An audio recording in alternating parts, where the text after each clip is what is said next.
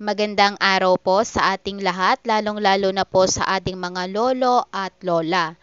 Mahigit 41,000 mahihirap na senior citizen mula sa lalawigan ng Antique ang nakatanggap ng kanilang taunang social pension para sa taong kalendaryo 2023, inulat ng Department of Social Welfare and Development or DSWD. Ang DSWD ay nag-distribute at natapos ang paglalabas ng una at ikalawang semestre ng pensyon sa may 41,927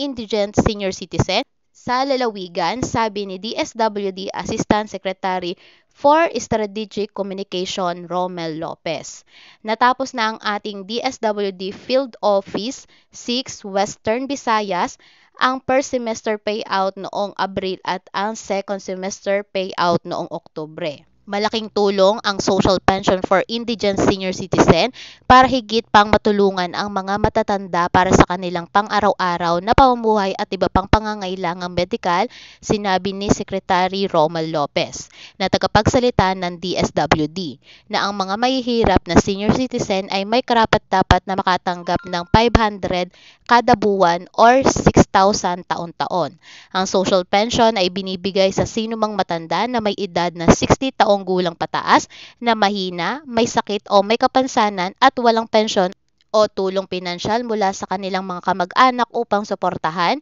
ang kanya o ang kanyang mga pangunahing pangangailangan. May 29 na centenarians o mga umabot na 100 taong gulang pataas mula sa Antique ay nakatanggap din ng tig 100,000 pesos mula sa DSWD. Ang Centennial Program ay ayon sa ipinag-uutos ng Republic Act Number 10868 o ang Centennial Act of 2016 ay nagbibigay ng mga centenarian na ninirahan man sa bansa o sa ibang bansa na 100 pesos cash incentive